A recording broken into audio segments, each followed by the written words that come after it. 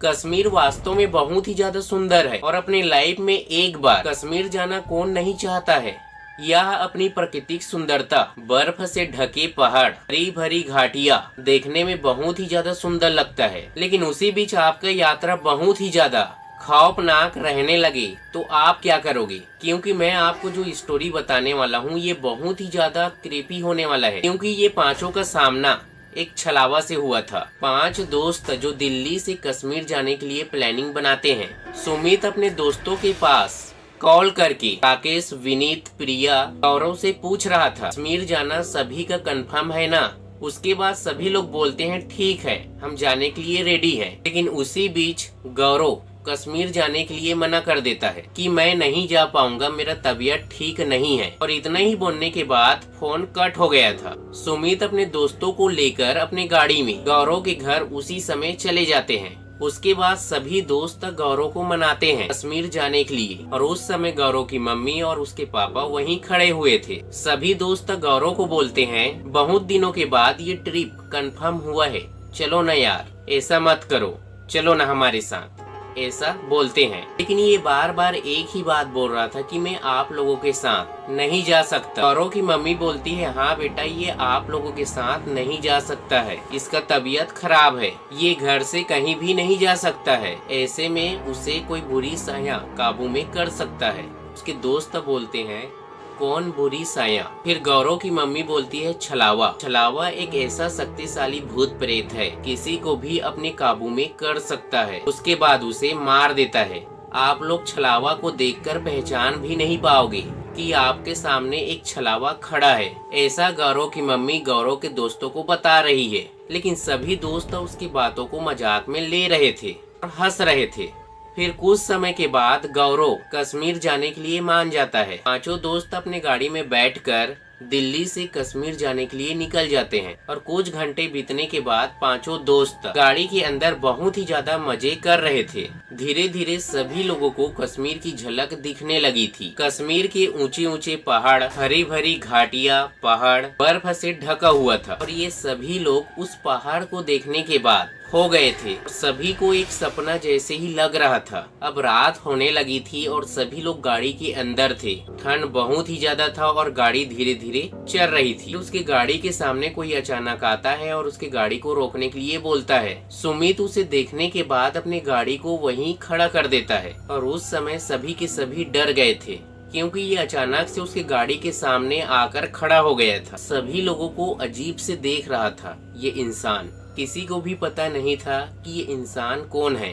फिर सुमित उस इंसान से बोलता है कि आप हमारे गाड़ी को क्यों रोकने के लिए बोला है। फिर ये इंसान बोलता है क्या आप कश्मीरी चाय पियोगे? ऐसा सुनकर पांचों को अजीब से लगता है, क्योंकि उसके हाथ में ना कोई कप था, ना कोई केटली था, न ही उसके आसपास कोई चाय का दुकान था। ये लोग और बहुत ज्यादा डर जाते हैं। फिर सुमित उसी समय अपनी गाड़ी को स्टार्ट करता है और जैसे ही स्टार्ट करने वाला था उसी समय ये इंसान उसकी गाड़ी को रोकने के लिए अपने हाथ को स्टीयरिंग में रख देता है और गाड़ी को रोक लेता है और बोलता है कि अब आप लोगों को मेरा चाय पीना ही पड़ेगा। और रोते हुए बोलता है कि मेरा चाय कोई भी नहीं पीता है, आप लोग पी लो ना, क्योंकि मैं आप लोगों के लिए बहुत मेहनत करके बनाया हूँ, ऐसा बोलता है। फिर अचानक उसके हाथ में एक चाय का कप अचानक से कहां से आता है, किसी को भी पता नहीं चलता है। फिर ये लोग अपनी गाड़ी को स्टार्ट करके वहां से तुरंत निकलते हैं। उसके बाद सभी के सभी पीछे पलट कर देखते हैं तो ये इंसान वहां नहीं था, वहां से चला गया था। सभी लोग सोच रहे थे कि ये तो वहीं खड़ा था, लेकिन गया कहाँ चला गया। और सभी लोग उसी के बारे में गाड़ी के अंदर बात कर रहे थे। ये इंसान कैसा था, कैसे हमारे साथ बात कर रहा था, अच्छा हुआ हम वहां से तुरंत निकल गए, वरना हमारे साथ कुछ भी हो सकता था, ऐसा एक दूसरे से बोल रहे थे। और आधा घंटे के बाद एक जंगल के बीच एक छोटा सा दुकान दिखाई देता है। उस चाय की दुकान में कोई भी नहीं था। फिर आधा या 1 घंटे के बाद ये लोग इस सड़क के साइड में एक बोर्ड लगा हुआ था, जहाँ साफ साफ लिखा हुआ था कि वहां जाना मना है।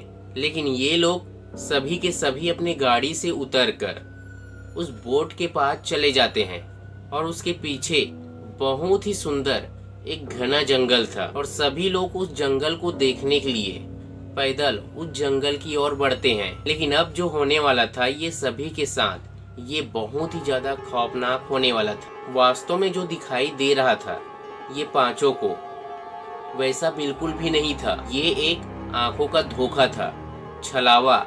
ये पांचों को अपने जाल में फंसा चुका था। जंगल के बीच में चाय का दुकान दिखना, अचानक उसके गाड़ी के सामने एक इंसान आना, ये सब एक आंखों का मोह माया था। एक प्रकार से छलावा अपने जाल में फंसा चुका था। जैसे ही ये पांच लोग जंगल के बीच में पहुंचने के बाद अचानक से हवा चलने की आवाज आती है। हवा ऐसा चल रहा था कि मानो कोई इंसान बात कर रहा है। ये पांच लोगों के अलावा एक और इंसान था जो ये पांचों को दिखाई नहीं दे रहा था और अचानक दौड़ते हुए ये पांचों के पीछे जा रहा था। और जैसे ही उस आवाज को सुनकर सभी के सभी पीछे पलट कर देखे तो एक काला साया एक इंसान के जैसा ही दिखाई दे रहा था, जो देखने में बहुत ही ज्यादा खौफनाक स्केरी था। सभी के सभी चिल्लाते हुए उस जंगल से दौड़ने लगे और अपने गाड़ी के पास पहुंचकर अपने गाड़ी में बैठकर वहां से निकल गए। लेकिन ये अभी भी उस गाड़ी का पीछा कर रहा था। लेकिन ये लोग अपनी गाड़ी को नहीं रोकने वाले थे और जैसे तैसे ये पांचों के पांचों अपने सही जगह में पहुंच गए। और उस दिन जो हुआ था ये पांचों के साथ उसे कभी भी भूल नहीं पाएंगे।